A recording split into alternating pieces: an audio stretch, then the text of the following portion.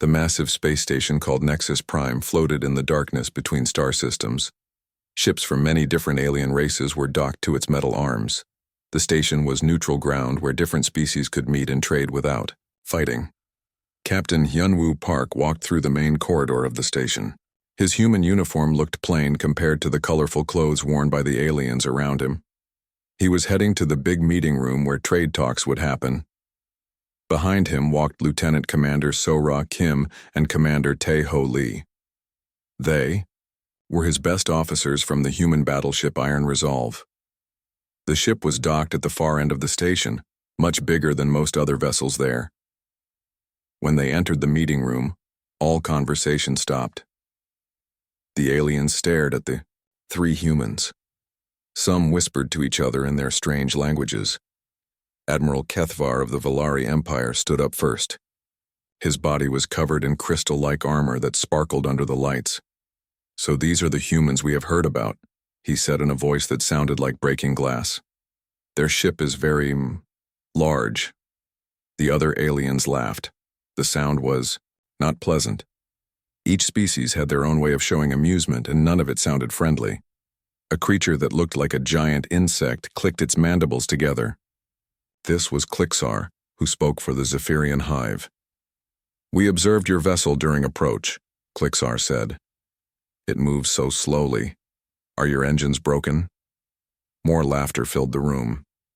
Even the peaceful ethereal council representative, whose body glowed with soft light, seemed amused. "Perhaps humans need time to evolve better technology," the ethereal said in a voice like singing. Captain Park sat down calmly at the table. His officers took seats beside him. "Our ship works fine," Park said simply. "We are here to discuss trade agreements." Admiral Kethvar walked around the table like a predator. "Trade? What can humans offer that we cannot get from faster, smarter races?" He gestured toward the window where their ships could be seen. "Look at our vessels. Beautiful, swift, deadly. They can travel between systems in days." Through the window, Park could see the Valari ships. They were sleek and sharp like knives made of metal and light. They did look fast. "And our ships," Park said, looking at his own vessel through another window. The Iron Resolve looked like a floating mountain compared to the alien craft. It was covered in thick armor and bristled with weapons. "They serve their purpose." Klixar made a chittering sound. "Purpose? What purpose requires such an ugly, slow design? Human evolution must have gone wrong somewhere." Lieutenant Commander Kim's jaw tightened, but she said nothing. Commander Lee kept his face blank. They had been ordered to stay calm no matter what the alien said. "Your ship looks aggressive," said the ethereal representative. "Why do humans build such violent-looking vessels? Are you planning to attack someone?" "We build ships to protect human colonies," Park replied. "Nothing more." Admiral Kethvar laughed loudest of all. "Protect? How can something so slow protect anything? By the time your ship arrives at a battle, the fighting would be over. Our fastest interceptors can cross 3 star systems in the time it takes your ship to leave dock," boasted a reptilian creature from the Saurian Republic. "Speed is life in space combat." Park nodded politely. "Every race has their own methods." The meeting went on for hours. The aliens talked about trade routes, shipping schedules, and profit margins, but they kept coming back to making fun of the human ship. "Honestly," Admiral Kethvar said during a break, "I do not understand why humans even want to join the Galactic Trade Consortium. You are too slow and primitive to keep up with interstellar commerce." "Perhaps they should stick to their own little corner of space," suggested Klixar. "Leave real trade to races that evolved properly." Some aliens nodded in agreement. Others just watched to see what the humans would do. Captain Park stood up slowly. All eyes turned to him. "We appreciate your concerns," he said in the same calm voice he had used all day. "But humans have something to contribute to galactic trade." "What?" Admiral Kethvar demanded. "What could you possibly offer?" "Reliability," Park said simply. The room fell quiet for a moment. Then the laughter started again, louder than before. "Reliability?" Klixar chittered. From ships that barely move? Speed is not everything, Lieutenant Commander Kim said quietly. It was the first time she had spoken all day. Admiral Kethvar turned his crystal gaze on her. In space, speed is everything, little human. Speed means life. Speed means profit. Speed means survival. We will see, Kim replied. The ethereal representative glowed a little brighter. The humans seem very confident for such a primitive race. Commander Lee finally spoke. Humans have been underestimated before. By who? Laughed the Saurian representative. Your own planet's animals? More laughter echoed through the room. The aliens were enjoying themselves now, competing to see who could insult the humans most cleverly. Park let them laugh. He watched, each alien carefully, noting their reactions, their ship positions visible through the windows, their obvious pride in their technology. Sora Kim was doing the same thing, he knew. She had an excellent memory for details. Taeho Lee was probably thinking about the aliens' ship designs, wondering how their engines worked, what their weapons could do. That was how his mind operated. When the laughter finally died down, Admiral Kethvar made his final statement. The Valari Empire votes against human membership in the Galactic Trade Consortium. Any race this slow and primitive would only hold back progress. The Zephyrian Hive agrees, chittered Klixar. One by one, the other aliens voiced their agreement. The humans were rejected. Park stood up again. We understand your decision, he said politely. Perhaps in the future, circumstances will change. Perhaps humans will evolve, Admiral Kethvar said with cruel amusement. Though that would take millions of years. The three humans left the meeting room with dignity. They walked through the station corridors while aliens stared and whispered behind them. When they reached their shuttle, Commander Lee finally spoke. That went about as expected. They certainly think highly of their speed, Kim observed. Captain, Park looked back toward the station. Speed has its place, he said thoughtfully, but so does patience. As their shuttle returned to the Iron Resolve, none of them looked worried about the rejection. They had expected it. In fact, Park reflected, the meeting had been very educational. The aliens had revealed a lot about themselves today. Their ships, their attitudes, their weaknesses, all valuable information, and they had learned almost nothing about humans in return. That might prove useful sooner than anyone expected. 3 days after the failed trade meeting, Captain Park sat in his command chair aboard the Iron Resolve. The ship was still docked at Nexus Prime, but now everything had changed. The emergency signal had come from Earth Defense Command just 2 hours ago. Park read the message again on his personal screen, making sure he understood every word. Captain, Lieutenant Commander Kim called from her station. Priority communication from Fleet Admiral Choi coming through. The main screen flickered to life. Fleet Admiral Yan Su Choi appeared, her face serious. She was sitting in the war room back on Earth with star maps glowing behind her. Captain Park. Admiral Choi began without wasting time. We have a situation. Our deep space sensors have detected a massive fleet moving toward human space. They match the profile of Skarn Dominion vessels. Park felt his blood turn cold. The Skarn were supposed to be extinct. They had disappeared from the galaxy over 100 years ago after losing a war with 3 different alien empires. How many ships, Admiral? Park asked. The main invasion fleet appears to have over 200 vessels, Choi replied. But that's not your immediate concern. A smaller force of 12 advanced Skarn ships has broken away from the main group. They're heading directly for New Sol Colony. Lieutenant Commander Kim quickly checked her tactical display. New Sol has minimal defenses, sir. Just 2 patrol boats and a cargo station. The civilian population is over 3 million, added Commander Lee from his engineering station. Admiral Choi nodded grimly. The advance force will reach New Sol in 22 hours. You are the only heavy combat vessel in range to intercept them. Park studied the tactical display that appeared on his screen. The numbers were not encouraging. 12 unknown enemy ships against 1 human battleship, and he would have to protect 3 million civilians while fighting. What do we know about current Skarn technology? Park asked. Very little, Admiral, Choi admitted. They've been gone for a century, We have to assume their ships are more advanced than when they disappeared. A new voice interrupted their conversation. It came from the station's communication system. Admiral Kethvar was requesting an emergency meeting with all ship's captains. "I'll monitor the situation from here," Admiral Choi said. "Earth Command is mobilizing everything we have, but the closest reinforcements are 6 days away." The communication ended, leaving Park and his officers to think about their situation. "Sir," Navigation Officer Jin Ai-sung called from her station, "I've calculated the fastest route to New Sol Colony. At maximum speed we can arrive in 18 hours. The Skarn ships will be there 4 hours before us," Kim observed. Park stood up. "Let's see what our alien friends have to say about this crisis." In the station's main meeting room, the same aliens who had mocked humanity 3 days ago were now panicking. Admiral Kethvar was pacing back and forth while the other species representatives argued loudly. "The Skarn Dominion was destroyed," insisted the Saurian representative. "They cannot have returned. Yet our sensors confirm it," chittered Klixar nervously.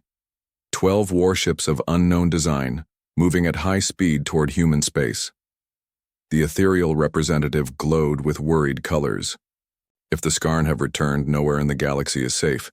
They were destroyers, not conquerors. Admiral Kethvar stopped pacing when he saw Captain Park enter the room. "Human, your colony is under threat. What do you intend to do?" "We will respond as needed," Park replied calmly. "With one slow ship?"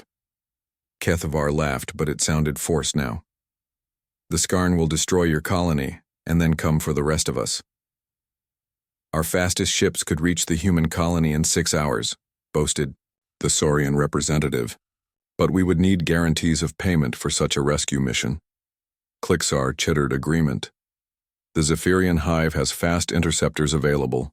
For the right price, we might consider helping. Captain Park looked around the room. These aliens had spent 3 days insulting humanity. Now they wanted to be paid to help save human lives. How generous, Park said dryly. The ethereal representative spoke more kindly. Captain, perhaps we could work together. Your ship is powerful but slow. Our ships are fast but lightly armed. Combined, we might have a chance. The iron resolve. We'll handle this situation, Park stated simply. Admiral Kethvar's crystal armor flashed with amazement. One ship? Against 12 Skarn vessels?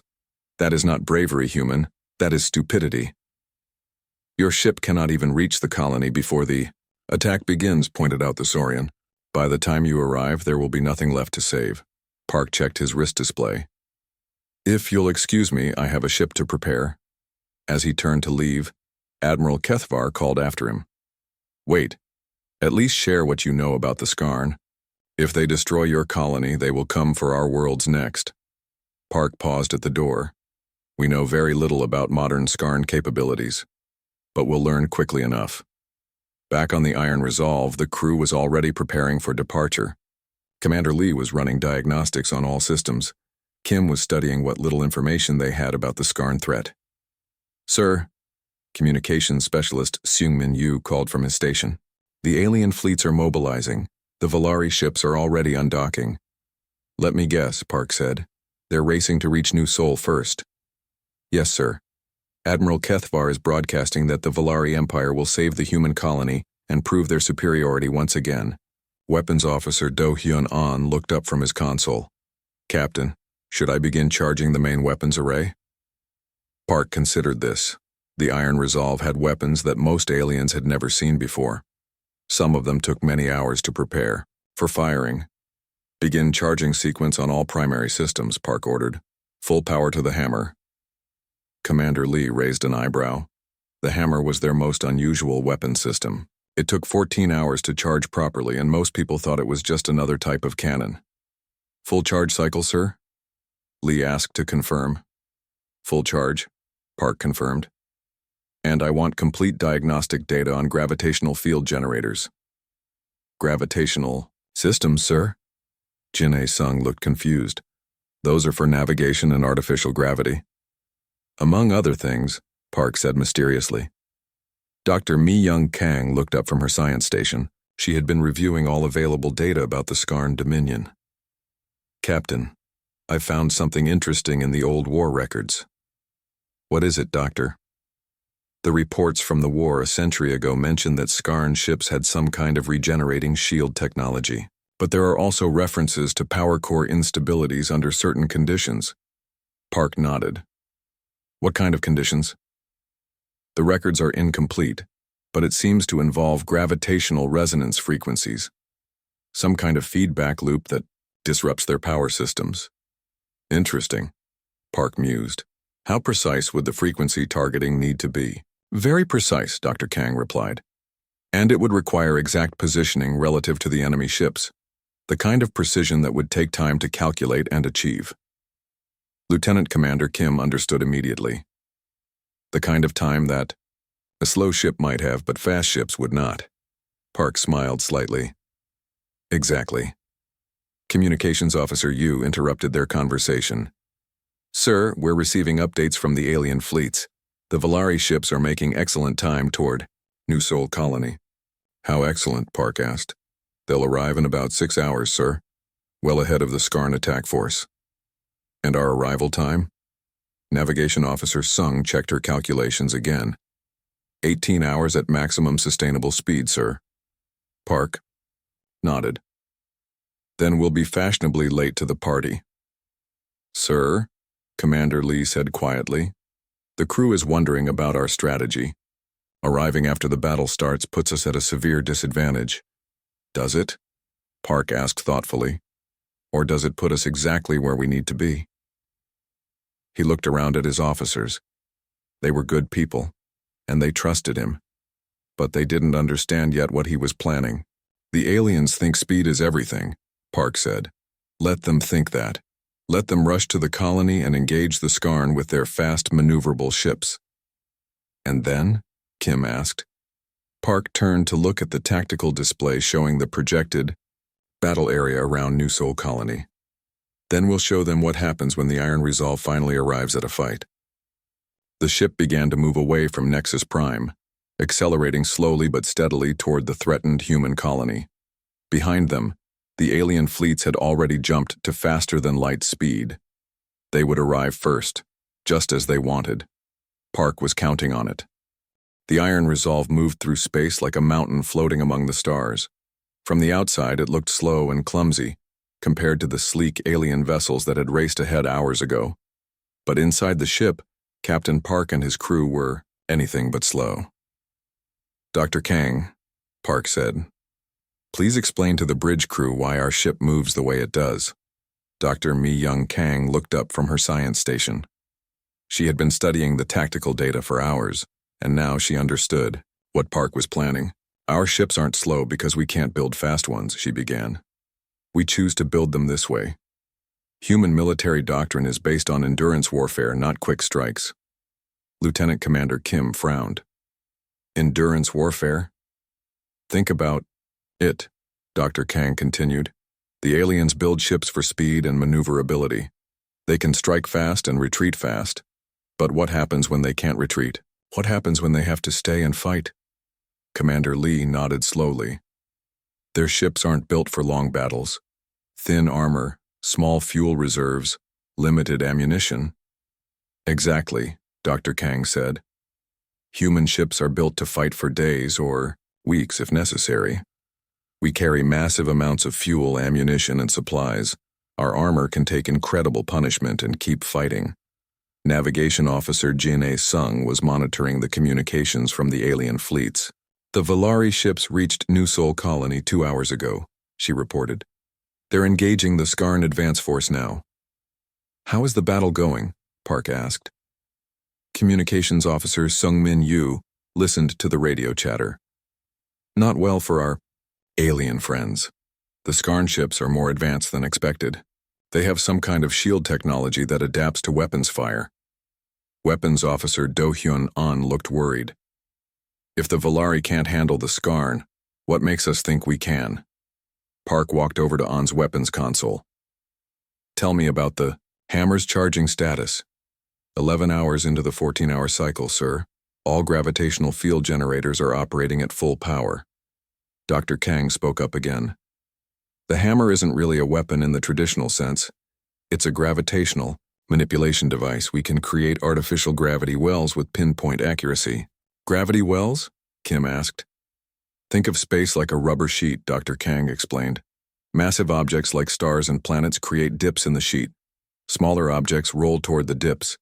The hammer can create those dips artificially, anywhere. We want them. Commander Lee understood first. We can trap enemy ships by creating gravity wells around them.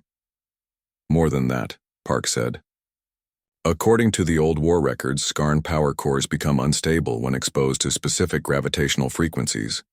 But creating those frequencies requires precise positioning and timing. Jin'e Sung checked her navigation display. The kind of precision that takes time to calculate. The kind of time that fast ships don't have, Park added. They're too busy moving to do the complex mathematics needed for gravitational targeting. Another report came in from the battle at New Sol Colony. The Saurian ships had joined the fight, but they were also struggling against the Skarn technology. 3 alien ships destroyed, Yu reported. The others are taking heavy damage. The colonists are evacuating to underground shelters. The Zephyrian Hive ships are requesting reinforcements, Sung added. They say the Skarn vessels are too powerful for conventional weapons.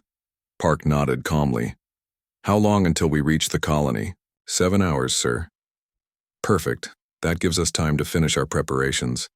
Dr. Kang was working with complex calculations on her screen. Captain, I've been analyzing the gravitational fields in the new Sol system. The star, the planets, even the large moons, they're all positioned almost perfectly for what we need to do.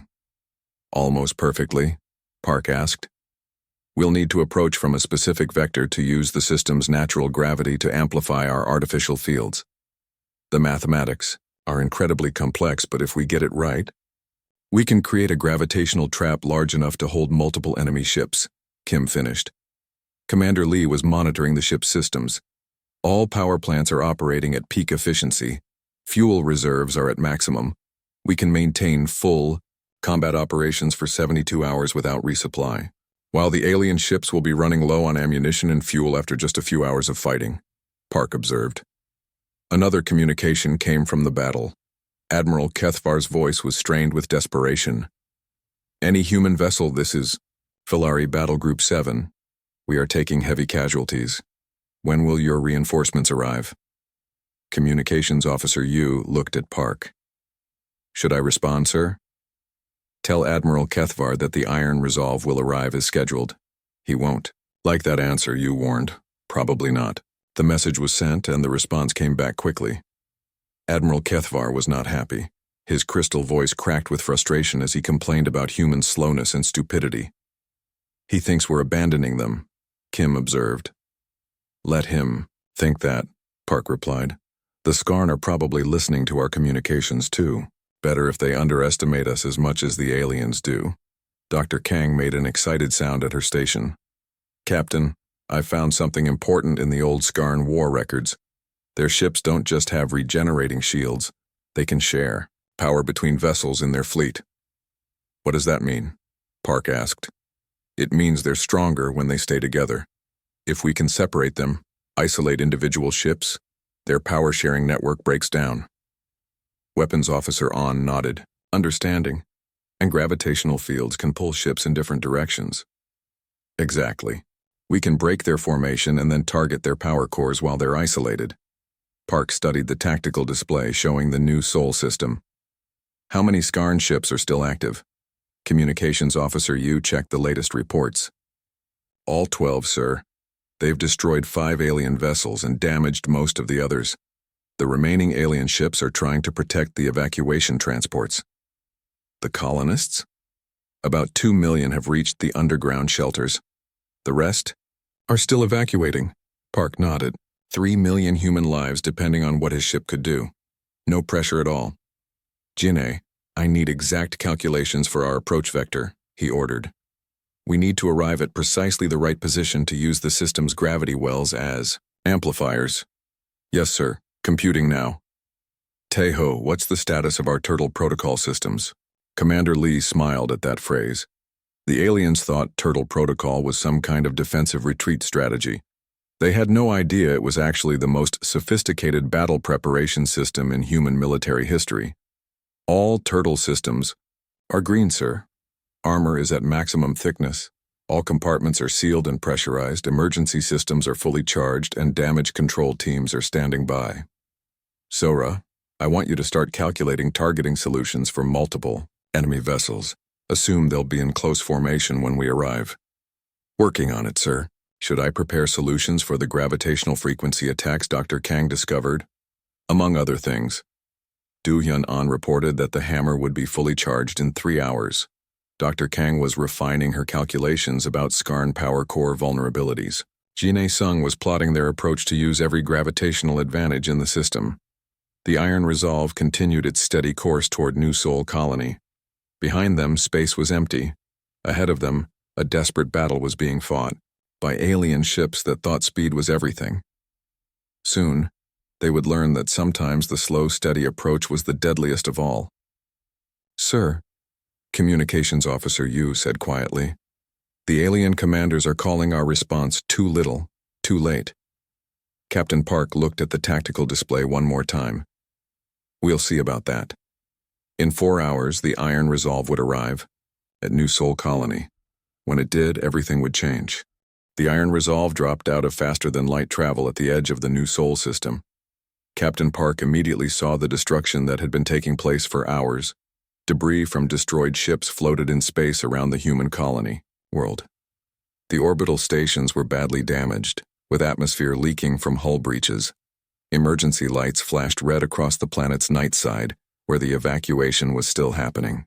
Tactical report, Park ordered. Lieutenant Commander Kim's voice was grim as she read from her displays. 8 alien ships destroyed, sir. 3 Valari cruisers still fighting but heavily damaged. 1 Zephyrian hive ship with major hull breaches. All Saurian vessels have been eliminated. And the Skarn? All 12 enemy ships are still active and at full combat strength.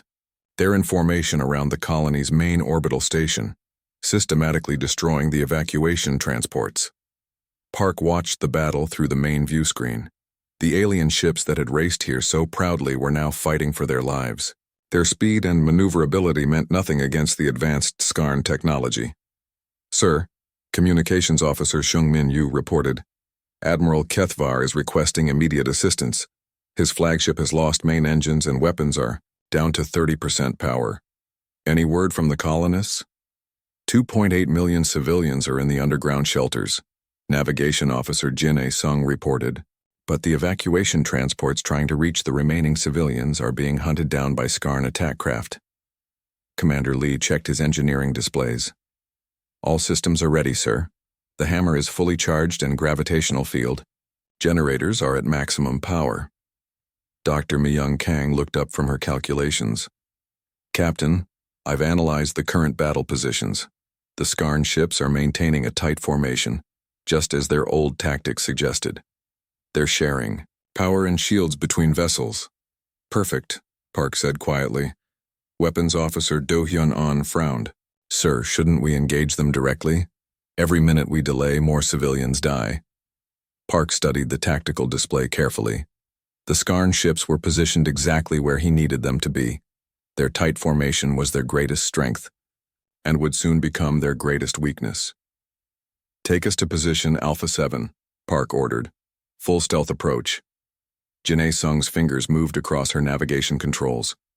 The Iron Resolve began moving toward what looked like an empty patch of space near the system's asteroid belt. To anyone watching, it appeared the human ship was positioning itself defensively, maybe even preparing to run away. Sir, Kim said, quietly, the Skarn have noticed us. 6 of their ships are breaking off from the colony attack to come after us. Only 6? Park asked. War Prime Susleth appears to be keeping the other 6 ships focused on destroying the evacuation efforts. Park nodded. That made sense from the Skarn commander's perspective. Why send all 12 ships to deal with one slow human battleship, when half that number should be more than enough? Distance to the incoming Skarn vessels, Park asked. 40,000 kilometers and closing fast, Kim reported. They'll be in weapons range in 3 minutes. Dr. Kang, are we in position for the gravitational resonance effect? Not quite yet, sir. We need to be at the exact center of the gravitational triangle formed by the colony world, its largest moon, and the gas giant in this system. How long? 2 more minutes at current speed. Park watched the approaching Skarn ships. They were sleek and deadly looking, their hulls covered in some kind of energy shielding that rippled like water. Advanced technology, far beyond what the aliens had been able to handle. But the Skarn had made the same mistake as everyone else. They assumed human ships were slow because humans were primitive. 1 minute to optimal position, Dr. Kang announced. 30 seconds to Skarn weapons range, Kim added. All hands prepare for combat, Park announced over the ship's communication system. This is not a drill. The Iron Resolve had been built for this moment. Every system, every weapon, every piece of armor had been designed for sustained combat against superior numbers. The ship could take tremendous punishment and keep fighting. Optimal position achieved, Dr. Kang reported. Skarn ships opening fire, Kim announced. Energy blasts struck the Iron Resolve's thick armor plating. The impacts were powerful enough to destroy most alien ships, but the human battleship barely trembled. Its armor was 3 times thicker than anything the aliens built. Damage report, Park ordered. Superficial hull scoring only, Commander Lee replied. All systems normal.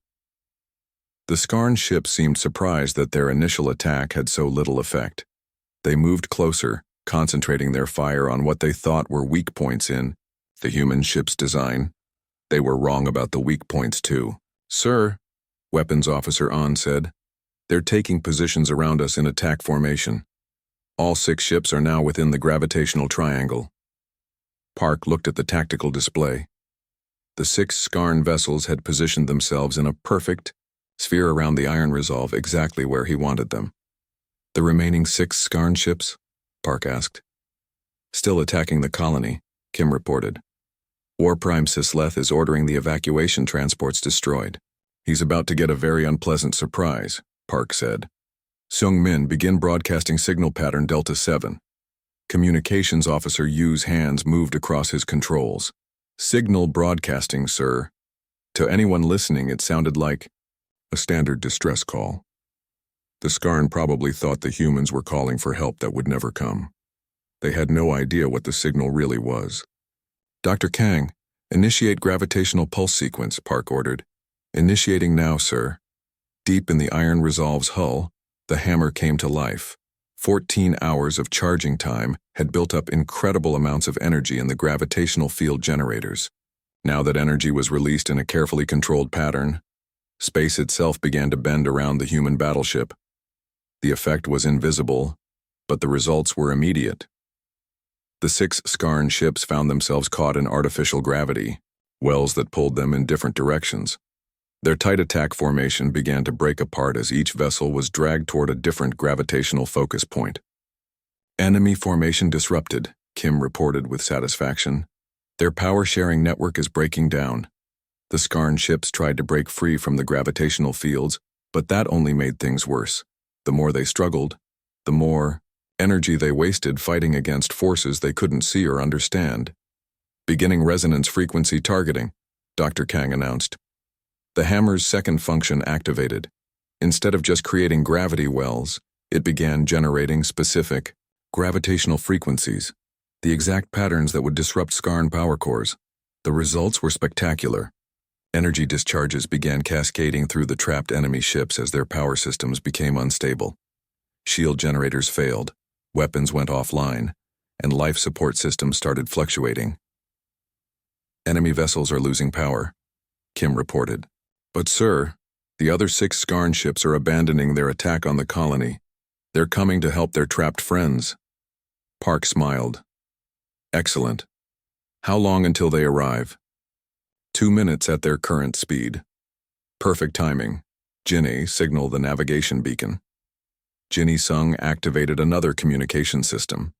This one sent a very different kind of signal. Not a distress call, but a navigation beacon with precise coordinates and timing information. Beacon active, sir. War Prime Sisleth's remaining 6 ships raced toward the Iron Resolve. probably thinking they could overwhelm the lone human vessel with superior numbers. They had no idea they were flying directly into the most sophisticated trap in human military history. 1 minute to enemy arrival, Kim announced. All ships, this is Captain Park, he said into his communicator. Execute Phoenix Protocol. Around the edges of the new Sol system, space began to ripple in 12 different locations. The Iron Resolve had never been alone. Sir, Kim said with amazement in her voice, 12 human battleships are decloaking. They're in perfect attack positions around the system.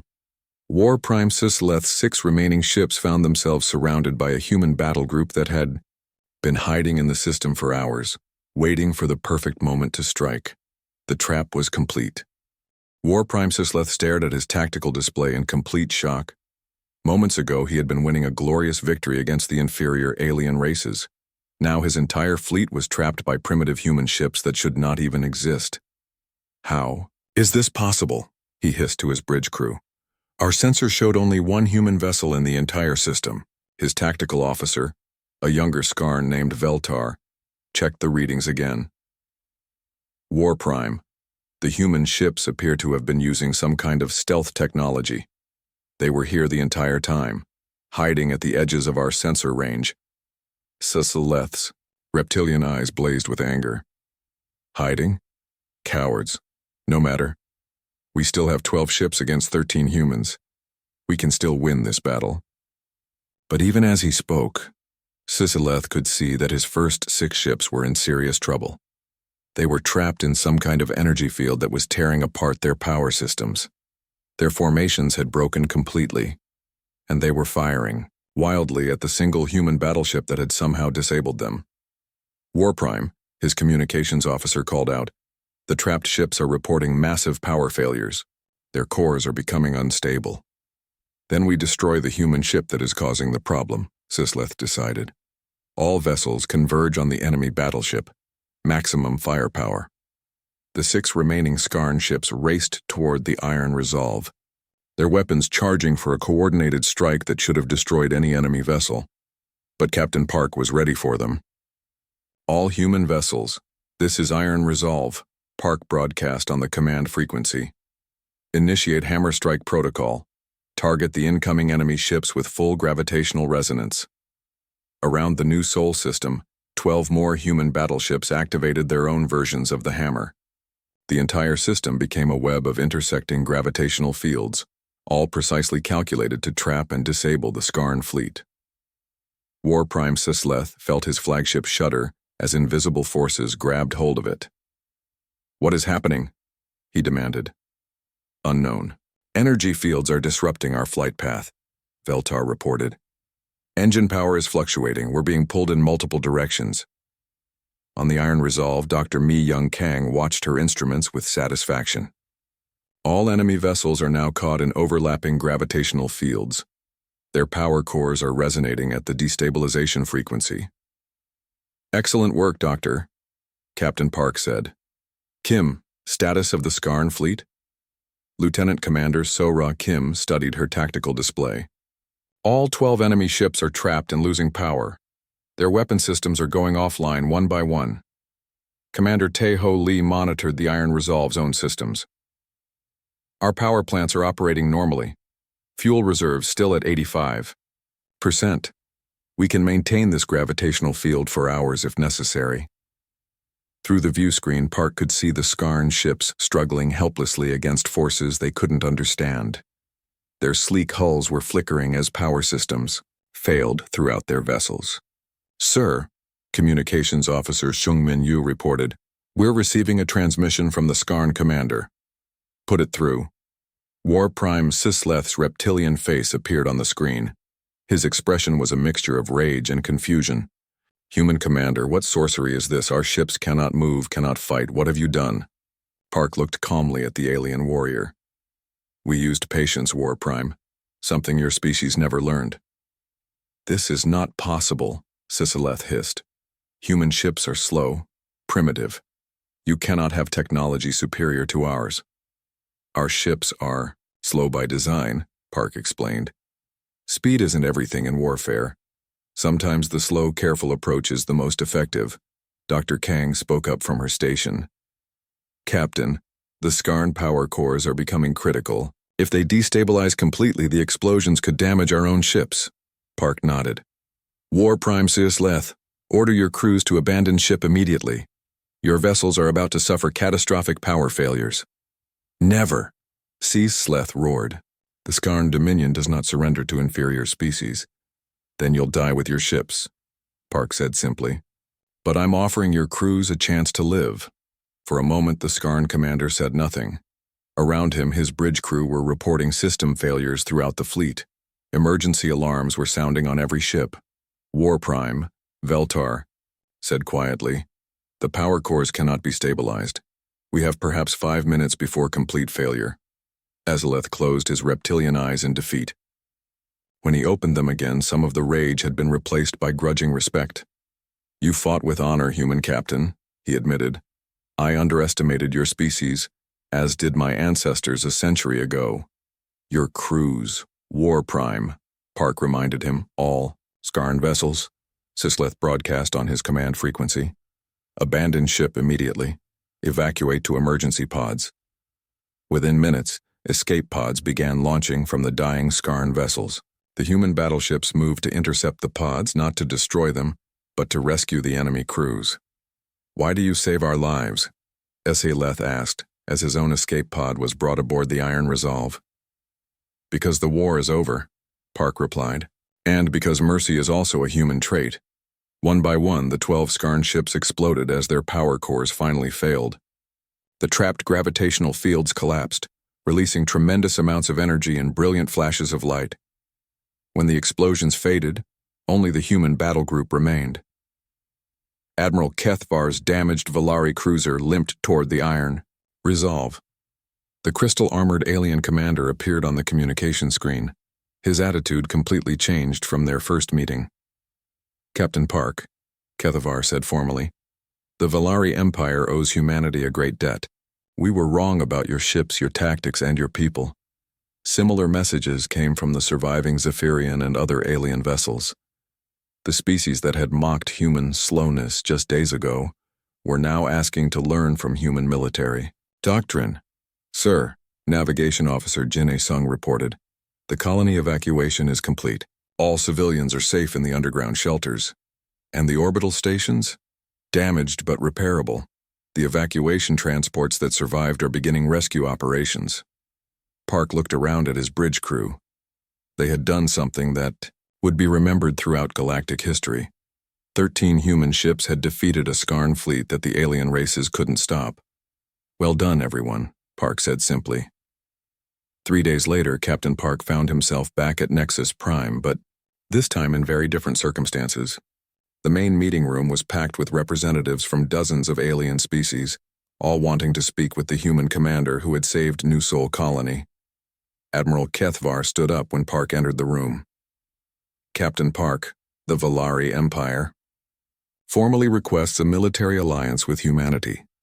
We wish to learn your methods of patient warfare. Klixar, the Zephyrian representative, chittered agreement. The Hive acknowledges human tactical superiority. We offer trade agreements and technology exchange. One by one, the alien species that had rejected human membership in the Galactic Trade Consortium now begged to form partnerships with Earth. Park listened politely to all their offers. When they were finished, he stood up slowly. Humanity appreciates your interest in alliance, he said calmly. We will consider all proposals carefully. But Captain, Admiral Kethvar protested, surely. You want revenge for how we treated you before? Park shook his head. Revenge is a waste of energy. We prefer to focus on building a better future. The ethereal representative glowed with approval. Wisdom, as well as military skill. Truly, humanity has much to teach us. Fleet Admiral Yeon Su, Choi appeared on the communication screen from Earth Defense Command. Captain Park, I have news from the Galactic Trade Consortium. They have unanimously voted to accept humanity as a full member, with special status as the military protectors of interstellar commerce. Not just members, Admiral Kethvar added, But leaders. The consortium wants human battle groups to patrol all major trade routes. Park nodded thoughtfully. Earth Command will consider this responsibility carefully. As the meeting ended and the various alien representatives departed, Lieutenant Commander Kim approached her captain. "Sir, did you know this would happen when we first came to Nexus Prime?" Park smiled slightly. "I knew that underestimating humanity was a mistake many species have made before. Speed and aggression have their place in warfare, but patience and preparation usually win in the end." The aliens certainly learned that lesson. "Some lessons can only be learned the hard way," Park observed.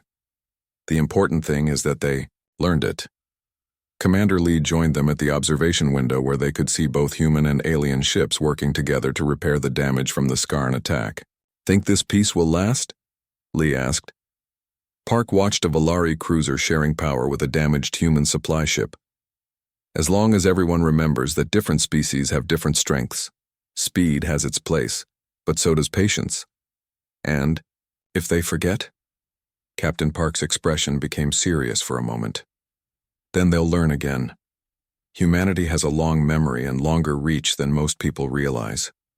The Iron Resolve undocked from Nexus Prime and began its journey back toward human space. But now it traveled as the flagship of a new era, one where humanity's patient strength would help protect the galaxy. The aliens had mocked the slow human battleship until the strike fell. Now they understood that sometimes the careful approach was the deadliest of all.